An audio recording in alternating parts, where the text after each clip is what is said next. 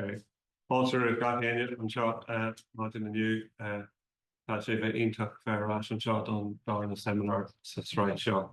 Everybody's very welcome to this seminar. It's the second in our series of seminars. And what we're really seeking to do, myself and Professor Mark Boyle and I'm Seán Foghlú, is to just give some examples of researchers, academics in Maynooth working with policymakers in government, and just to really get an idea of how they've worked together, the interaction and how it's going, and the lessons learned as examples for discussion and consideration. And we've organised this as a series of 5 seminars over about 2 months. And this is the second of those, and we're doing it on a hybrid basis to enable people to link in different places and so on. And we also plan, hopefully, to make it available online for people to check out afterwards. So everybody's very welcome. We're going to have an interactive element here in Maynooth. And in terms of people who are online, you can use the chat function if you like to add the questions and comments which we can get to during the session. It's great to have Ian and Ben with us here today, and very much appreciate their involvement. And I'm learning more and more, including over chatting in advance of this, about their different connections to each other. So they're both Bowls fans, and that's something that I've learned now, which is really interesting, which I didn't know before. And Ian is here with us from the School of Law, where he is really involved in the engagement function as well as whatever regular functions that he has underway. And he also has another very interesting trait in that he's been in Elland Road many times as well, just like me, which is a very interesting element to Ian's own personal background. Ben is Assistant Secretary in the Department of Justice, and he's going to talk us through some of the different things that he does. And he has so many different aspects going on in his working life. And I think I'd say sometimes working with the likes of Ian is a bit of a relief from some of the challenges that he's facing, but also, and I think we'll hear a really good source of ideas and potential solutions to long issues, which I think is what we're going to move into. So no presentations or anything like that today. It's just chat. So what we're going to do is hand over to the two of them, and they're actually just going to talk for 20 minutes or so, and then we're going to open it up for a conversation. So over to the two of you. Cool. Thanks, Seán.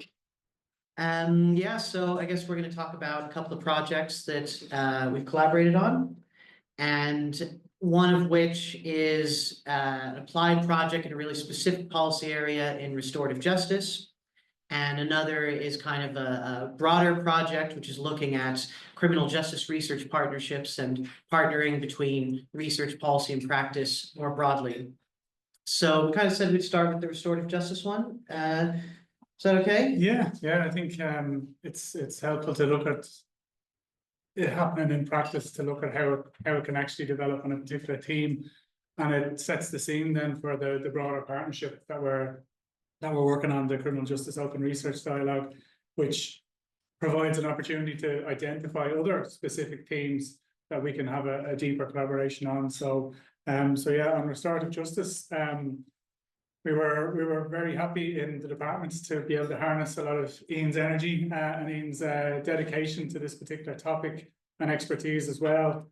It was an area we were always interested in, but the pressures of the day, the political pressures of the day, and often in the penal policy area, the political pressures are on trying to get more people into prison, even though they're overcrowded. So we're always interested in other mechanisms, alternative dispute resolutions, alternative outcomes, I suppose, rather than solely focusing on prison.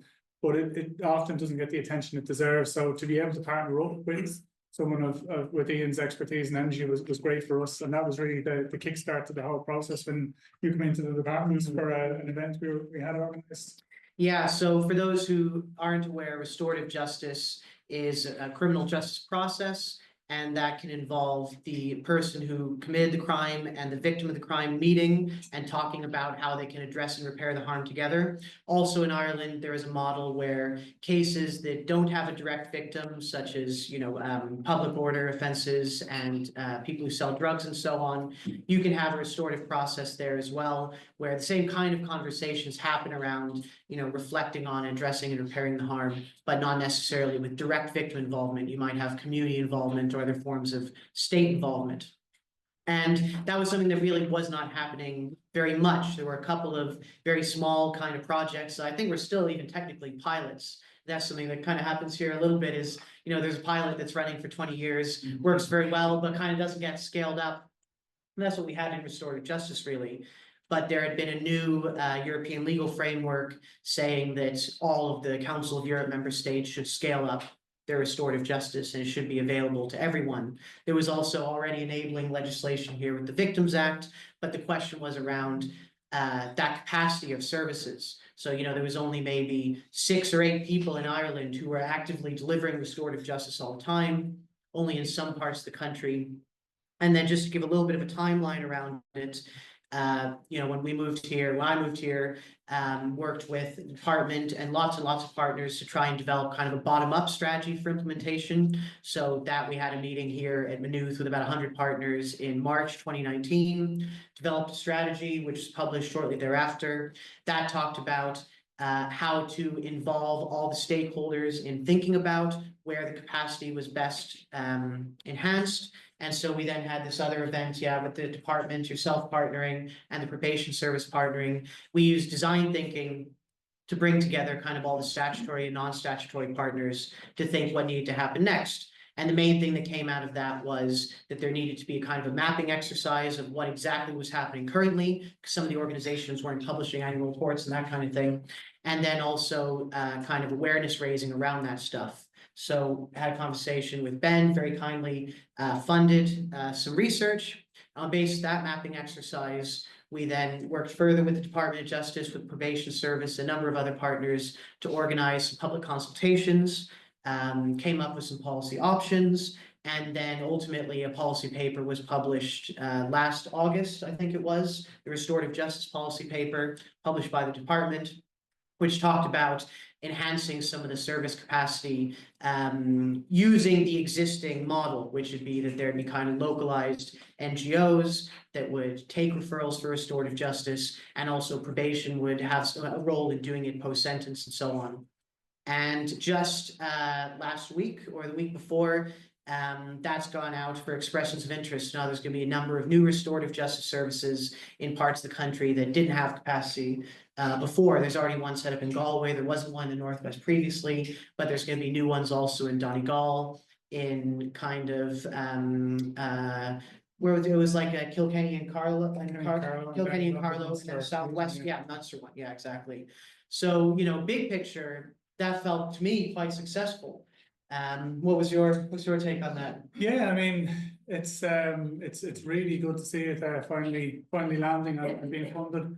I suppose the difficulty when the policy paper was published, it was last August, and the way the budgetary cycle works here, the political system, there wasn't sufficient time to advance a strong enough case to get it into the previous year's estimates.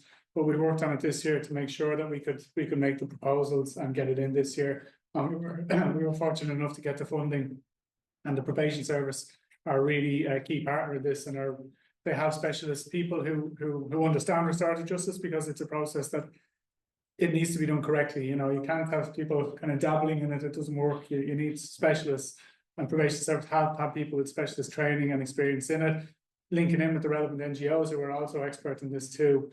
And we felt it was really important to try and roll it out as close to nationwide as possible. Ultimately, the aim is to have it nationwide, so that if anyone involved in an incident, whether that's the victim or the perpetrator, wants to avail of restorative justice, provided that both parties are interested and it's not going to negatively impact on the victim, that's a possibility for them, because at the moment it isn't. There's only a small number of pockets of the country where that is possible, and that's not really fair. You shouldn't have access to service determined based on your postcode. So it is something we're very keen to roll out nationwide, and I think this is a huge step along the way. But it wouldn't have happened without the collaboration between ourselves and Ian, and having been able to draw on that kind of research experience and expertise that Ian brought, and Ian, the rest of his team brought, really helped shape a persuasive policy paper that we were able to produce. And one of the key critical success factors, I think, in the partnership has been the lack of need for ownership, you know, that, oh, this is ours, or this is yours, or this is a joint effort. We're happy to say it's a joint effort. We're happy to say Ian and Maynooth we're heavily involved in it. We're not trying to present Ian's work as our own. Equally, Ian hasn't gone off and claimed all the credit for it, even though he did most of the work. He hasn't claimed most of the credit. So I think that's really important that we can put ourselves in the other shoes to a certain extent as well, on the positive side of it. And equally on the when we run into kind of the more frustrating end of it, so the delays, the fact that we didn't get everything we wanted, the first recommendation we made wasn't supported in terms of setting up a national office effectively to run restorative justice. The funding wasn't available. We weren't able to make the case persuasively enough that was the model that should be followed.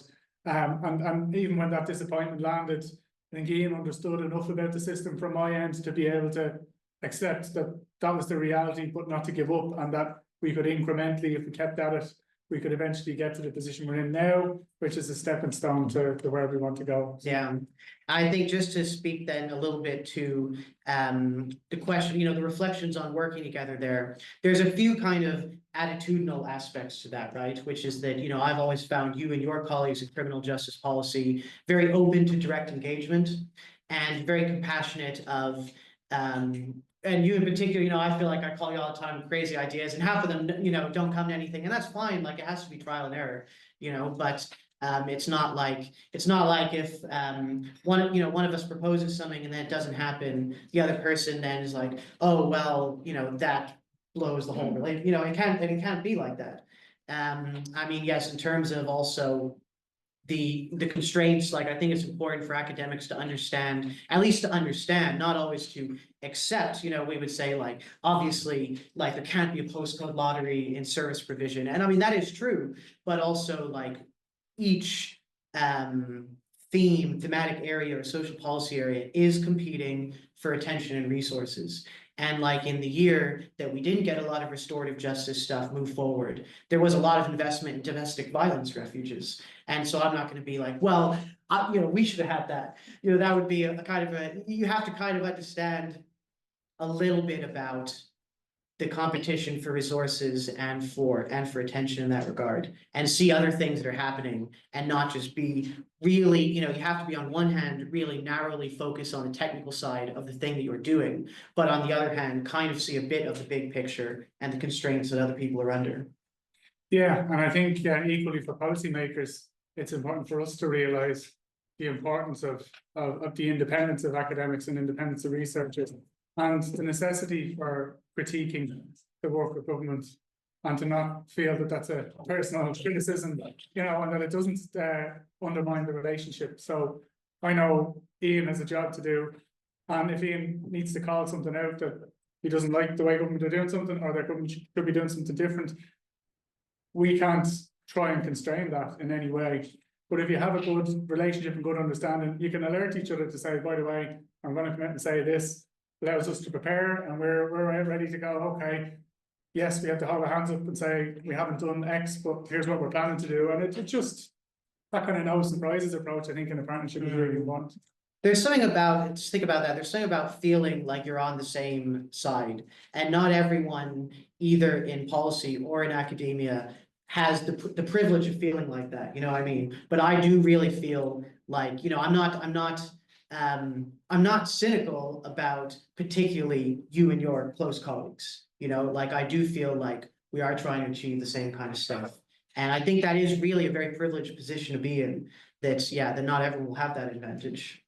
Yeah, well, as Seán alluded to it in the intro, I think the solution is for everyone to start following Bowles and meet your research in daily, because it's harder to disagree with your research partner. If you meet on a Friday evening, then over a pint, and if you shut down or you've refused funding on some spurious ground or something like that, it's harder to face them in daily life on a Friday. So that's the solution. I know they'll sell out every week, but we'll get you on a waiting list if anyone else. But what if you had spied me in the away end at a Rovers end or a Shells end or something? Would we have still been able to? Not to the same extent. To be honest, particularly Rovers, I don't think the judgment would have been questioned. So what about, is there anything else on the restorative justice stuff? I suppose we've talked about, I mean, I thought what was one thing that was really interesting about it, and I did clear with you in advance that we could say this because it hasn't really been published, but it links to this question of credit, I suppose, is that myself and a couple of people did have a really direct role in writing some of the stuff that you guys eventually published, or there was a draft of something that you guys eventually published, and in also, you know, helping your, and I think that one of your colleagues, Trace, who we're working with, is retired. Tim has gone to another department now, maybe, but like we organized this consultation totally collaboratively, all presented at it, all looked at the findings and kind of came to a decision about what we were going to draft in the policy paper. That's kind of unusual, isn't it? Or like, do you? Yeah, it is. I mean, we've done to a certain extent, but not quite as detailed an engagement as that before. But it has led to our engagement with other researchers now. This is kind of an example of how it can work. And even not just our interactions with research, say, for example, our interactions with NGOs in the whole third sector around, you mentioned DSGBV and our third national strategy on preventing domestic sexual and gender-based violence. And that was co-designed with the sector, which was another big leap. But these kind of experiences that we've had, myself and Ian, it's kind of, we've shared those with colleagues in the department so that they're aware that there's, as long as you approach it in the right way and the right mindset and understand the other person's position, there's nothing to fear from co-authoring or co-owning any of these things. That, you know, previously, I think you're right, it may have been the case that there was a fear there that if you're seen to let people in too much, then it's the, I don't know, is it the tail wagging the dog or something, you know, you get a bit. My lines just come in for 1 second, if that's okay, to watch for the microphone. Because I think this is kind of really important point. So there's a bit of a journey that your department has been on Ben, if you like. And just so people know, we've as many people from the Department of Justice attending this as we have from Maynooth University, and we have others. So there's a big openness to engagement, whether in person or online, in this actual seminar, but in more general.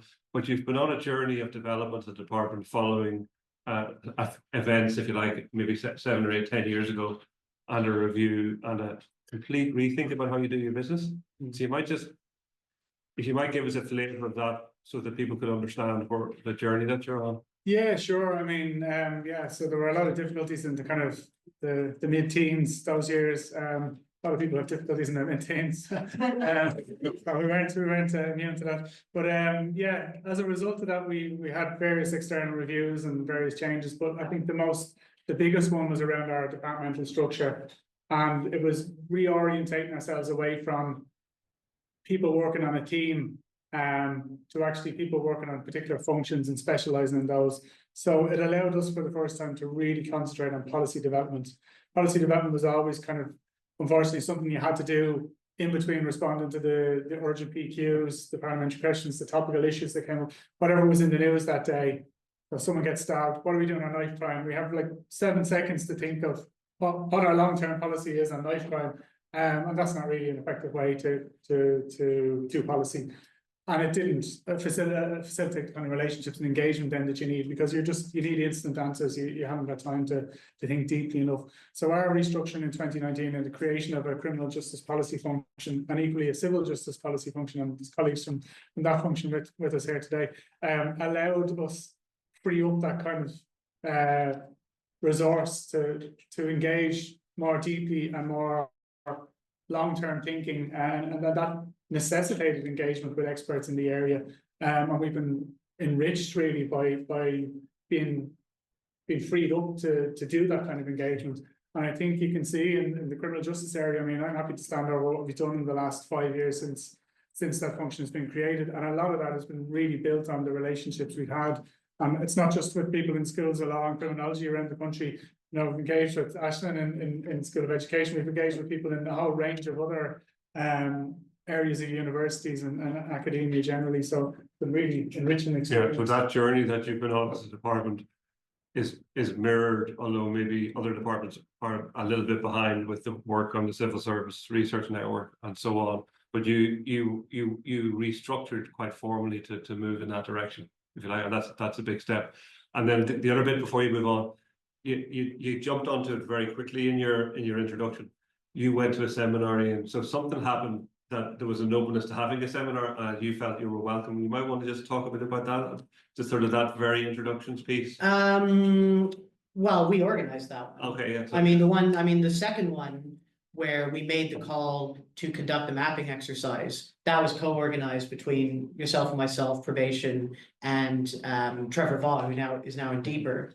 The first one was organized here, so we organized that with probation and a couple of NGOs. So you were already organizing it with government service. Yeah, and indeed, like there was a particular effort to make sure everyone was invited. And we were trying to invite, and this was something we did a few times in the restorative justice process, but we really wanted senior and frontline people from every organization. So like we did a good job of that one at the probation one. So the one in Maynooth was like 90 people or something like that. And that was kind of big picture, like everyone's ideas, develop a bit of a strategy with the feedback. Whereas the one in probation was more like 35, 40 people, was a bit tighter, you know, try and like, you know, here's all the strategy, like let's pick something specific to do. And with that one, it was really important. I thought that there was, you know, there was like a prison governor and a frontline prison officer. There was like a senior cop and a frontline guard as well. Okay. Yeah, but it was always like, but and I suppose restorative justice, and you can say this maybe about any area of social policy, but restorative justice, you absolutely need to have everyone there in order to work out how you're gonna do But it. that's your underpinning personal philosophy then as well. Yeah, probably, but that is also, you know, a restorative practices kind of idea, right? Is, you know, involve people in participatory decision making, and then you have better outcomes and more legitimate outcomes and better relationships between people and so on. Yeah. But if I come back to one thing there, though, that Ben was talking about, to be a little bit critical, what I would say is the stuff that we did, that we described there, I don't see happening in every area of the Department of Justice approach, you know? And sometimes there's a lot of stuff, like for example, just the other day, FOI'd this prison overcrowding review group or something, the final report, the response group, yeah. And it had the list of people who are participating in that. Now, the prison overcrowding issue right now is one of the biggest issues facing, if not the biggest issue facing criminal justice in Ireland. And there was like only 4 organizations were involved in that review group. And that made me think, my question is like, what's going on there? Because I feel like it must be more, it's not just the politics, right? Because the politics would be something that says, you know, the most progressive thing might not happen, and that's one thing. But I think there is still an inherent kind of conservatism that preceded you and that kind of supersedes, you know, a lot, or that underpins a lot of what happens in policymaking in Ireland, whereby, you know, there's tons of national NGOs that could play a really useful role in that, you know, and academics. I'm not saying me, right? There's people more expert than me in almost everything that is happening in the department. And so there's still a gap, I wouldn't say a gap necessarily, but there's still, you know, direct engagement is not been systematically implemented. Is that fair to say? It probably is, yeah, I mean, sometimes it's to do with urgency and particular pressures and you know, sometimes there isn't as much time to engage. When, for example, prison overcrowding, given the numbers, it's a very immediate problem. But you know, we do engage, but maybe sometimes on the formal structures there is scope for greater engagement.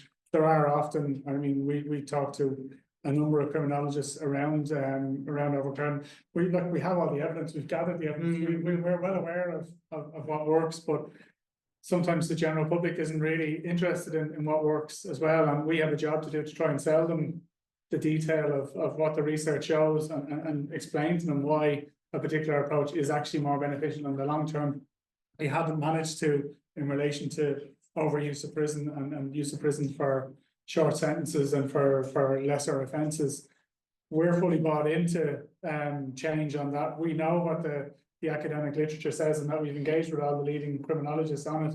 So we are informed by that, but there is still a further step to take in terms of what we can actually get across the line in terms of what the general public will accept and won't accept. And you and I have had numerous discussions about how to try and bring the general public along, put a room full of criminologists together, and they'll identify what needs to change in terms of penal policy, put that out to the wider public. And if you do it at large, you will not get the same response. So we have to find a way of making the evidence accessible and getting the public to try and buy into what has been shown to work. And it is a big challenge and something that I bang on about at every event that I'm at with you. You're probably sick of me saying it, but it is. No, not at all, not at all. And I mean, I suppose there's also, you know, reflecting then on the academic profession, academic culture, like we are an unusual profession in that we can say and do literally whatever we want. There is no sense of collective responsibility for things, right?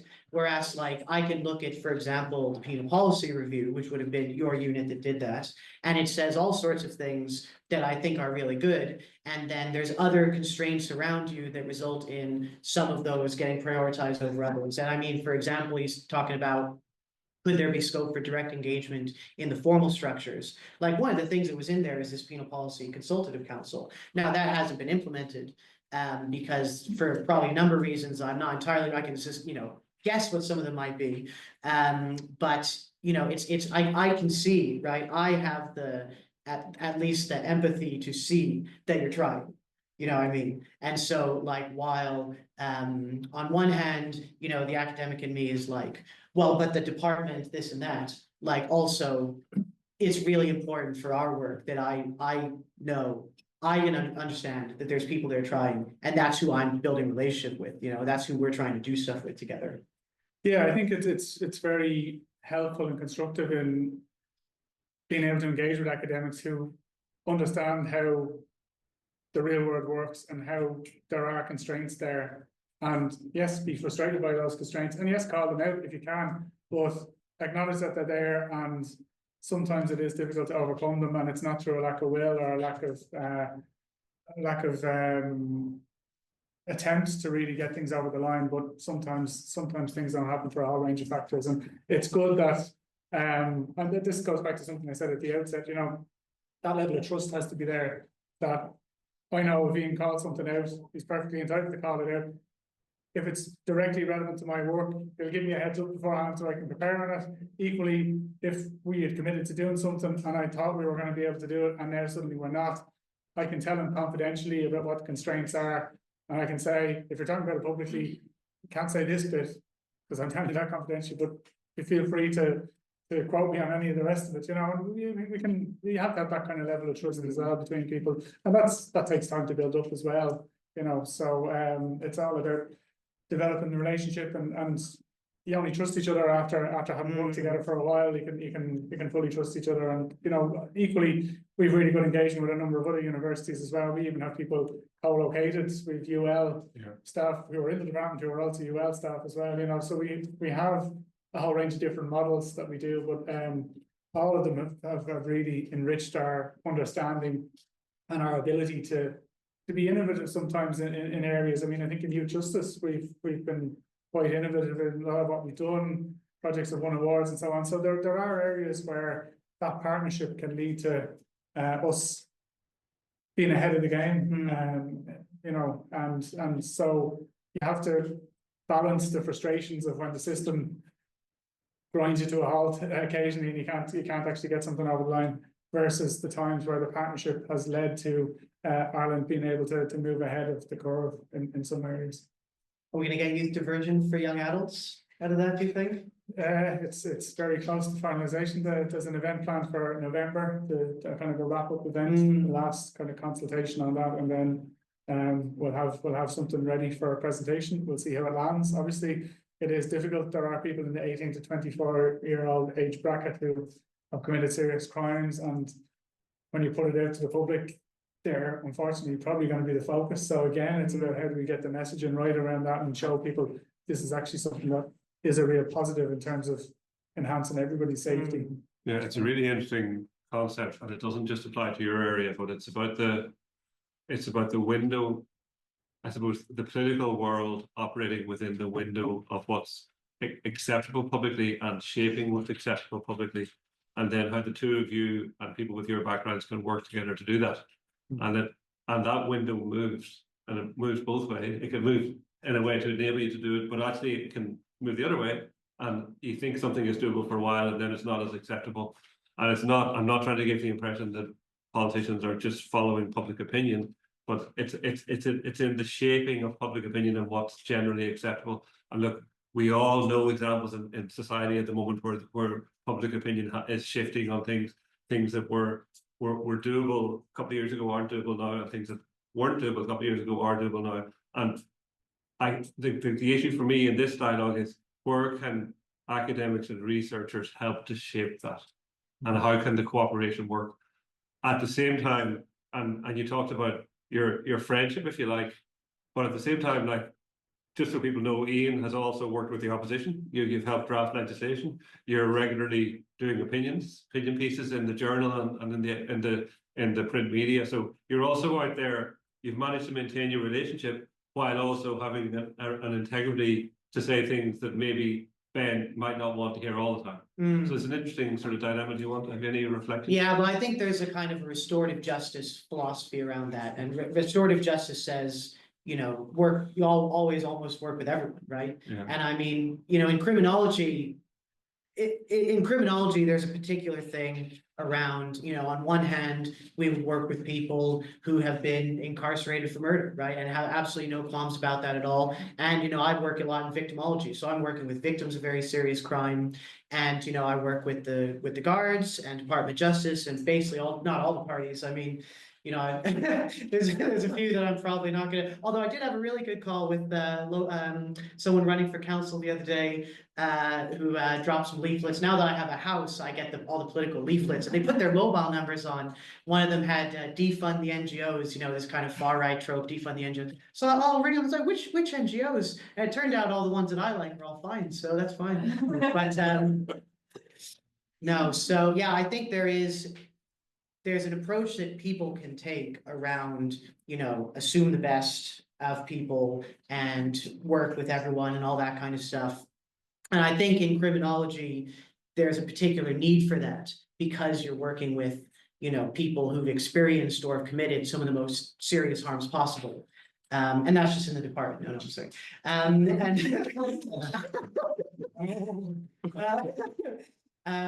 Yeah, and then also in restorative, you know, restorative says, like, you know, meet people where they are, identify their needs, hear what people have to say, and you might improve the situation through doing that.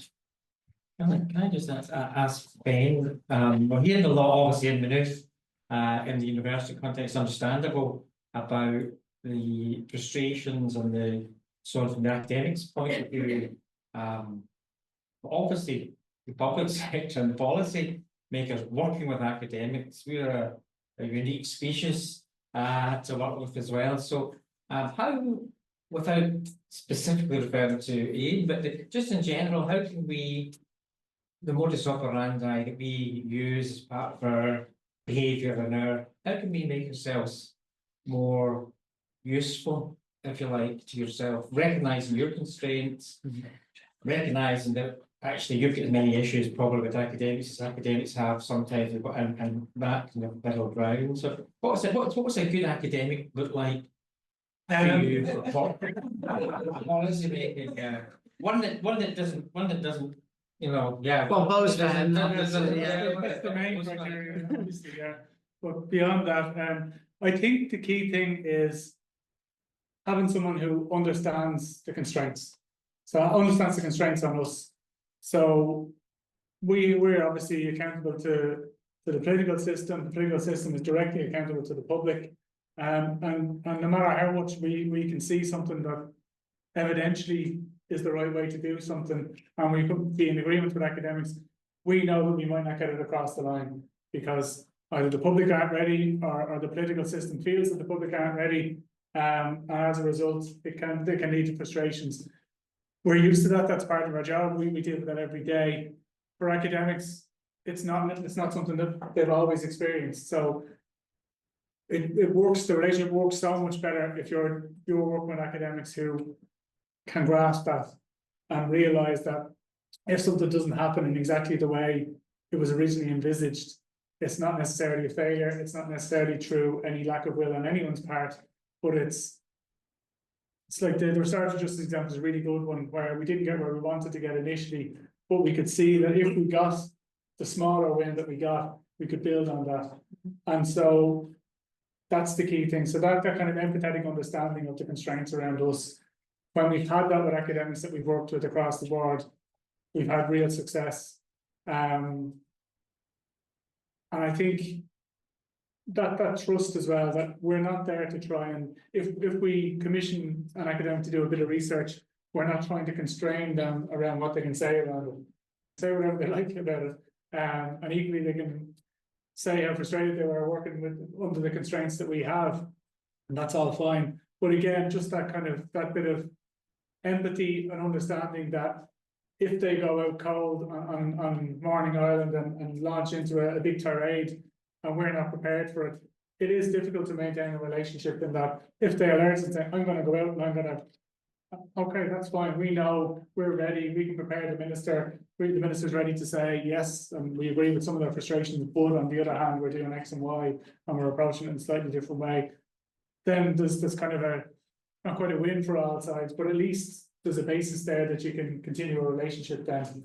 But a lot of, yeah, that's interesting, because a lot of academics would struggle to hear that, right? And rightly to a degree, because then it sounds like if the tirade is something about, it's about something that is really bad, right? Then you wouldn't want to be, or to be perceived to be colluding with the really bad thing by constraining yourself, or even, notifying people in advance of things that are gonna happen. So I mean, the question then is, you said, well, I yeah. wouldn't have said anything about constraints. I don't think there should be any constraints. So I would never suggest that.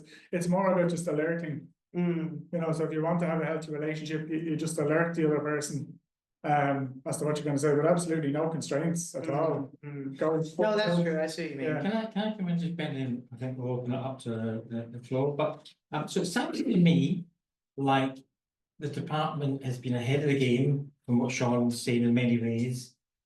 The journey that some departments are now taking, you've already taken some years ago, there's a machinery for evidence-based public policy, which is already beginning to bear fruit. There's an appetite to get evidence to work with academics and so on. And in some ways, it's not a need for academic input to develop policy. That you feel you've got that expertise, you know what you need to do. It's more about getting the changes, the evidence-based policy through the political system and through public acceptance. So it's like a different, sometimes we think as academics, we need to try to shape policy development, but actually it sounds like you've got a whole clutch of policies that are already well developed, well evidenced, well researched. That's not the problem. The problem is really translating that into tangible change. So I'm wondering if there's a role for the academic. It takes us into more advocacy work, I suppose, more lobbying and so on. But there's a role for us, less to provide evidence to you in support of policy development, but more to work with what is an evidence-based policy to translate it into meaningful change. Yeah, I think there's an element of, like, although there is a continuous need for evolution of policy, so we're continually identifying further gaps as we go along. Even looking at, for example, the number of prisoners who are currently on remand has grown exponentially over the last small number of years, and there's no one factor that we can determine that seems to have driven this change. So that's an area now that we want to explore further with researchers and to try and delve into that. So there's always going to be pieces that we have plenty of evidence on broad themes, but there's going to be specific areas, so we still need that focus. But you're right, it is more about when we have had that partnership and that relationship to develop a policy based on the evidence that's there, then there is a need for a push to get it over the line. And academics have a key role in being out there and being a voice of authority around standing over why the evidence is pointing in a particular direction, even if that's the opposite direction to where the public currently are. So there is that kind of persuasiveness and that heft that academics can give, having devoted years of research to a particular topic, to be able to say, no, this is clearly what works. It's worked in a number of countries. What you're doing currently isn't the right way. If the outcome you want is X, then route A isn't going to bring you there. Route B is actually much more likely to bring you there, and here's all the evidence why. So yeah, that is probably, with us and our work in criminal justice, there's probably more of a need for that element at the moment. But again, not to diminish the other element is always going to be there. Okay. I'm not sure we have time to go to another example, but I think because I think we're getting at the ideas and the concepts here. We actually don't need another example to do that, but it might come into when people come in. Does anybody have any comments or questions from the people here? Ashley. Thanks so much. It's always great to listen to you too. I really appreciate. We're gonna wait for a mic there. Yeah. Thanks. It's always great to listen to you too, because I really like the spirit of relationship and honesty and integrity that you bring to your conversations. A three-part question. One is I'd love to hear a little bit more about how you think about public education, not just in terms of shaping opinion, but I suppose, how one goes about communicating with wider publics that are also being swayed in quite strong affective ways and in maybe more intolerant and even hateful directions. I'm interested, Ben in particular, and maybe Seán can come in this, and how you work cross-departmentally, because obviously a lot of the issues in criminal justice are also related to broader questions around health, education, and so on, not just in terms of people coming out of prison, but also those sort of entry pathways into prison. So, I mean, sometimes it can seem like there's a bit of a siloed approach in terms of who's engaging in these conversations, especially when we're thinking about questions of restorative practice and restorative justice. And I'm wondering then, the third bit is, how do you see those links between, you're talking about youth justice, you're talking about youth diversion strategies, so there's a range of youth strategies, but I'm wondering, how do you engage with those sort of wider relationships between, say, restorative practices that happen in schools or even in community settings and so on, and then restorative justice? So how are there kind of conversations that are happening? Is there a gap between the two? How do you see that relationship? Because I can see, like, say, school exclusion, for instance, there may be a gap in terms of restorative justice might kick in later with an offence, but what's the process of I suppose building sort of more connections across community educational settings and so on? Thanks. Those are all for you, I think. Yeah, What do you think about public education?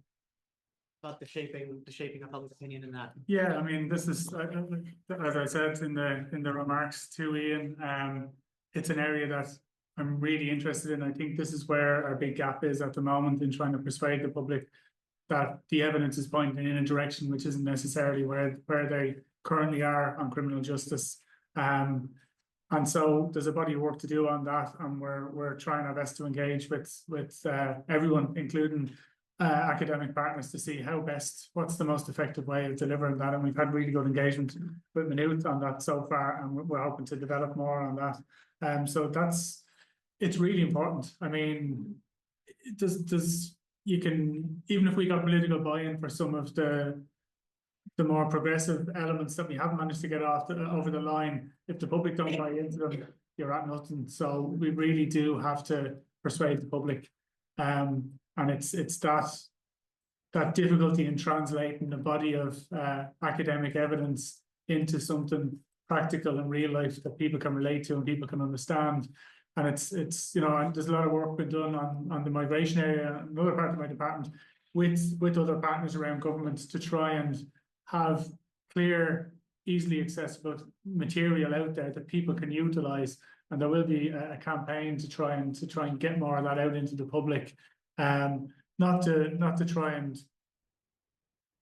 argue with every point of dis and misinformation that's out there, because you're at nothing doing that really, but it's to try and have a source of information for people who are genuinely interested, feel they can't really have conversations at the moment because of fear of how their views are going to be interpreted, and to have some factual information that people can access and digest. So we've a lot of work done partnering with the Central Statistics Office as well. We've been really innovative in changing their approach to getting their statistical data out there and making it more accessible to people. So there's a bit of work that can be done drawing on that and trying to tie that into broader public engagement.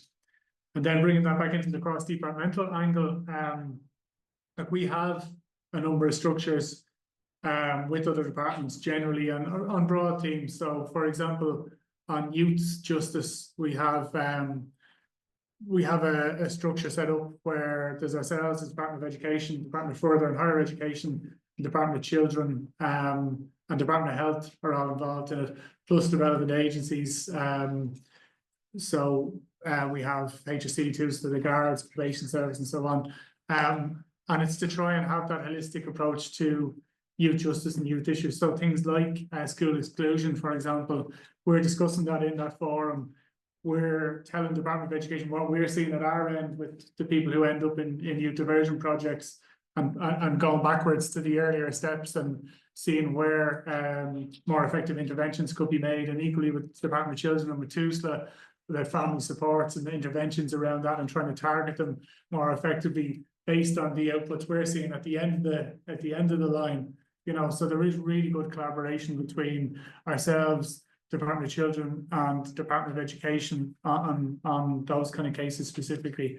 So it is always challenging. I mean, every department has their own priorities that have been mandated by their own minister, and if something doesn't fall within those, it is difficult to divert resources in a department towards something else. But it has been helpful to have those structures and that dialogue, and we're hoping that they'll maintain. You know, we've good relationships with the individuals in those departments, so it's a bit like the relationships with academia. You know, you just need to nurture those relationships and build on them. Then I'll just mention the final one, and then obviously others can come in on any aspect that they want to. The youth justice strategy and engagement with restorative practices and things that are already going on in schools. So we have referenced those a lot, and I mean, youth diversion, there's elements of restorative practice within that.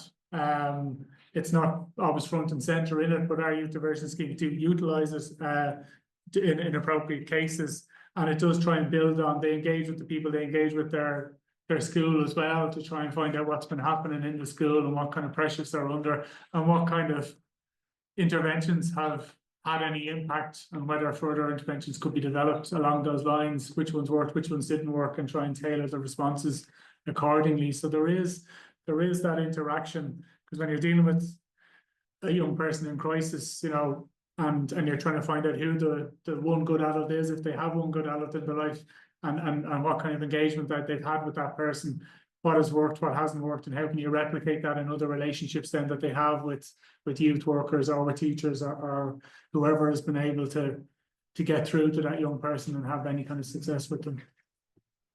And just to very briefly mention the other case study that we were going to maybe talk about a little bit, but to mention briefly, is a project where one of the things we're looking at is whether you can actually use restorative practices to support those kind of multi-agency and multi-sector conversations.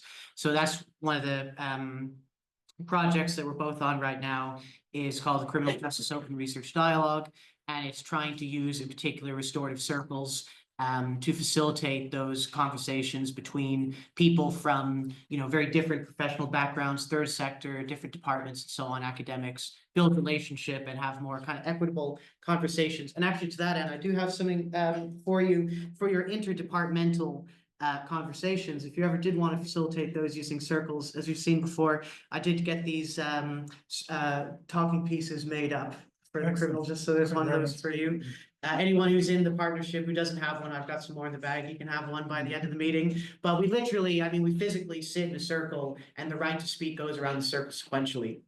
And that's actually a really, really powerful tool for bringing people together, making sure there's time invested in relationship building, but also making sure that everyone has their say and it's not dominated by any one person. And so, you know, you're talking about your interdepartmental stuff there. Like, I do genuinely think that you could use circles for some of that, and it would be really powerful. And I was thinking about in particular, one of the things in the prison overcrowding group was that there needs to be more engagement with the Department of Housing. And I was thinking, oh, that could be quite a good one for that, because then you could bring in, you know, I'm also still missing then bringing in all of these, you know, nonprofit actors who, you know, take, for example, the question of people leaving prison and not having a home, and that actually being a major issue in prison overcrowding, is not wanting to release people who are homeless, but then people being held in prison simply because they don't have a place to go. Like, you could have a restorative approach, bringing together the departments with some of those other, you know, housing sector people and researchers and thinking about what some of the solutions are there. I'm just going to actually just come back to that interdepartmental point. I'm actually going to bring in Dr. Foghlú Lynch, who's here, former Secretary General of the Department of Children, because a lot of the work you did, Foghlú, was to seek to bring together departments, both to look at research evidence, but also to collaboratively work. So I might just pass you the microphone. Sure. Thanks very much indeed. And can I just say how much I'm enjoying this? I think it's great to have this discussion of the type that we're having. Yeah, I think there's been a considerable amount of cross-departmental collaboration. And if I might say, if I contrast, let's say, 10 years ago, 15, 20 years ago, with now or in the last number of years, right across government, it strikes me, the extent of collaboration between academia and government departments has substantially improved across a number of areas, certainly ones that I've been involved in, and I think right across government. And similarly, the extent of openness across different government departments has really been quite noticeable in its improvement. Far from perfect or anything like that, but it just strikes me, it's fantastic to hear people from the Department of Justice working with academics, and I know you're in the forefront of this type of collaboration and cooperation, but I think you'd probably agree neither Department of Justice nor many other departments would have been winning prizes for that maybe 10 years ago, 15 years ago. So I think things have moved on. That's no criticism of today's work. Things have really worked and moved on very, very substantially. Equally, I suppose, departments like the one I was in for about 7 years, the Department of Children, it was essentially, it's striking, it was established initially on the basis of trying to assist and develop cooperation between government departments and other agencies. In a sense, it was seen as a department that needed almost to be set up for the purpose of getting agencies and departments properly to talk to each other in a way that that government departments didn't do in the past. Now, others will judge how successful we've been, and we're certainly not going to take all the credit for that. But I think departments like justice, education, clearly further and higher education now, hopefully children themselves, health, who I was also involved in, have substantially improved and increased the extent of the cooperation, both between themselves and across the line with academics. Just maybe two other points to finish on, and maybe there are questions that you might deal with. One is in Seán and Mark's excellent earlier paper, they acknowledged the issue of academics, some of whom simply said, it's not our job, we're not interested in collaborating with government departments. That affects our independence to such an extent that we're not going to get involved. So I'm just interested in your view on that. Is that still the case? And how do you address that? If it's possible to do so. And secondly, just dealing with restorative justice itself. On the restorative justice side, we had some connections and involvement in it as well in the Department of Children, particularly in relation to mother and baby homes. And I think it's fair to say some of it was successful, some of it wasn't. The question I had was, how do you prevent or how do you address maybe the skepticism and maybe even cynicism that would arise at political level and also, dare I say, at official level to the idea of something like restorative justice, which is in danger of being seen as sort of touchy-feely, which it isn't, but, you know, could be seen in that regard. So how do you address those sort of issues of skepticism and cynicism at both political level and at academic level, at official level? Thanks. Thanks for those questions, Fergal. From my perspective anyway, the academic reluctance to collaborate, we haven't really experienced that. When we have people who guard their independence more vigorously than others, and that's fine.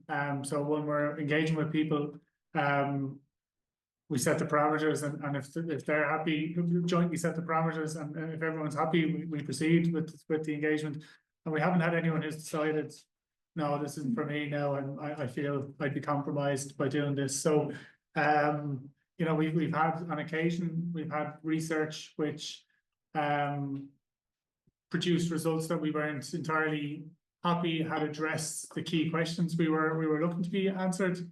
And there was a bit of back and forth occasionally with the people who had researched it, but they wanted to stick with what they had published, and so they published it, and we both commented on it in different ways, but both highlighted the areas we felt were best in it. So we haven't really had that academic reluctance to collaborate for fear of diminishing independence. So it's not something we've experienced.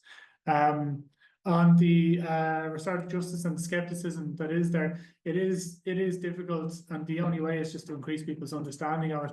I mean, for example, when I first became aware of it, I said, "Oh, it sounds really interesting. It sounds like it could work, but only in certain types of categories. I mean, you wouldn't use it for this type of crime or that type of crime." And it's only by hearing examples. And this was another project that we worked on with Ian. We funded Maynooth to go out and highlight case studies to show that restorative justice worked in a number of areas, and areas that people wouldn't necessarily think it could work in. And it's about creating that greater understanding there that it can be applied to any situation. And that for me, because that was my starting point where, oh, these type of cases, but not these type of cases. And I've had my eyes open to it, you know. So it is kind of something that people need to be exposed to specific examples of. I think is the only way that people are going to be educated around the effectiveness of it. Yeah, so on the question of academics who might think it's not their job to collaborate, like I don't have a problem with that. Like there's a lot of academics, and I mean, the thing is, there are those, but you just haven't met them, right? Because they're writing. And I mean, look, and you know, so my colleagues want nothing more than to close the door and write a book for a year without anyone talking to them. And we absolutely need that, because that's what we get libraries of books from. So I mean, that's really important. So I think that, you know, in the work, I've done some work with Seán, but also in my department around kind of supporting academics with engagement.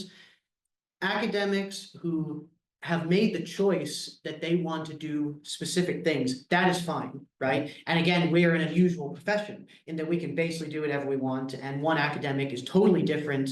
You know, someone can do something totally different to me, and there's nothing wrong with that, and that's permitted. And you know, they're producing really useful stuff that's totally different to the things that I'm doing that may be or may not be useful.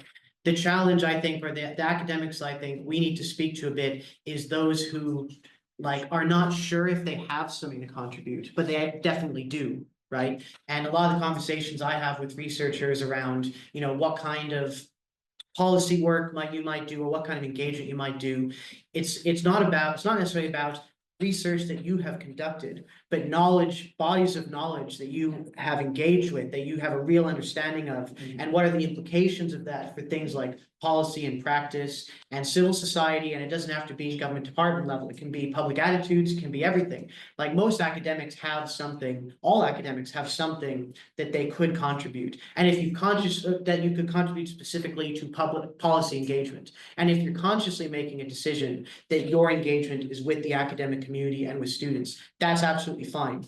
But if you're not engaging because you have the confidence or the skills, or you're not sure what to do, like those are people that I think we can work with, and we can kind of glean really, really socially useful information from them. Can I bring some of the people in from online just to make sure that they're engaging? Thank you for those who've posted questions online. So a couple of questions, one from Jennifer Brennan, and probably to yourself, Ben. Is it a challenge for the civil service to fund academic research, considering the rules around procurement? It would be interesting to know how the Department of Justice has approached this. So how do you go about commissioning research, and are you bound by rules of procurement that means it's challenging for you to fund academic research? And secondly, Frank Humphreys, this is possibly one for Ian, particularly in this space, media sensationalism is part of the problem of public attitudes towards more progressive or actually high impact restorative justice measures, but it's the notion of the public attitudes that's a major inertia point. So what is the relationship with the media for academics? Do we have a duty to be more fact-checking the media? Do we have a responsibility to be publishing in the media more? Or is the fourth estate a lost cause at this point in post-truth public discourse? Just on the first one, I can be quite brief on this. I mean, we are governed by procurement rules, but I don't feel that they're a major constraint. So for the larger pieces of research, we put them out to tender, and we've had a number of universities interested in bidding for them. So it's been very healthy to see the number of universities who are interested. And then for smaller one-off bespoke projects, if they're under a certain amount, you can just engage with someone to do a very bespoke targeted piece of research. But for the big ones, yeah, we are bound by the rules, but we don't feel it's constrained. We have that great interest. For procurement? There's two different ones to kick in. There's one at 25,000 and there's one at 50,000. So it depends. There's a process you have to engage in once you go over 25, and then there's a much more detailed process you have to go when you go over 50,000.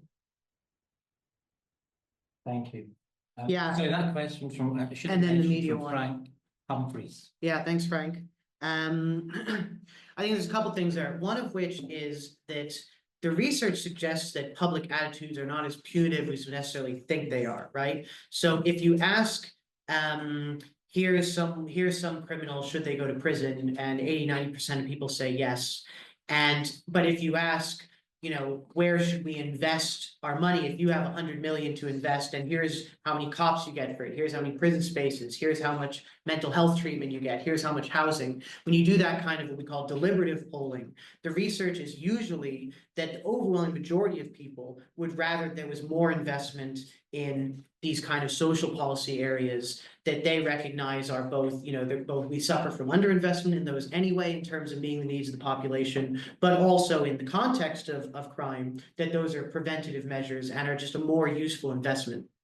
So I think, yes, we do need to do publishing in the media. And I think that's a very good one also. When I talk to colleagues around that, I'm like, you know, it doesn't have to be you publish the findings of a specific study, but like, it's a pedagogical exercise, you know, it's a teaching exercise. It's, you know, for exactly the same reason that there's 200 students in front of you and you teach them the absolute basics of something that you happen to know about.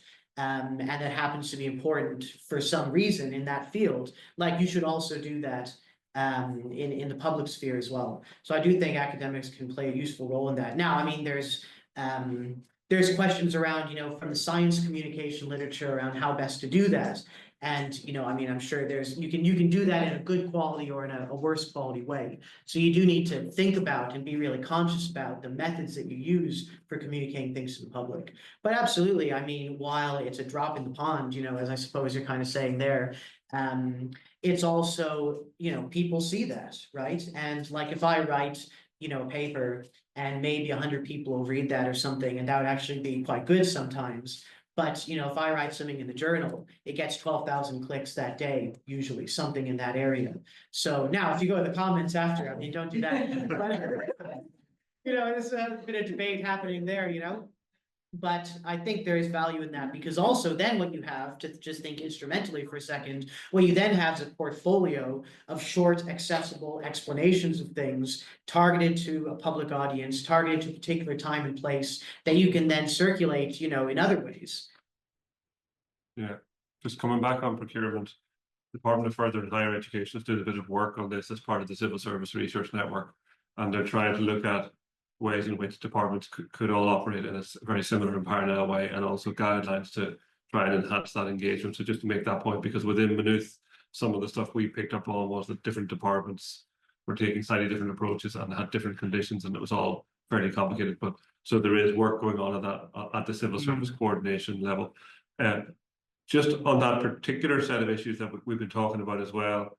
So we have Emma Little has suggested that it sounds like this, like it's sort of citizens' assembly territory, because a lot of the conversations we're having are, is the public there? Maybe it is. Maybe the dialogue about it in the public or in the media isn't there. So is there a potential way that it's a citizens' assembly, and are there any plans for that?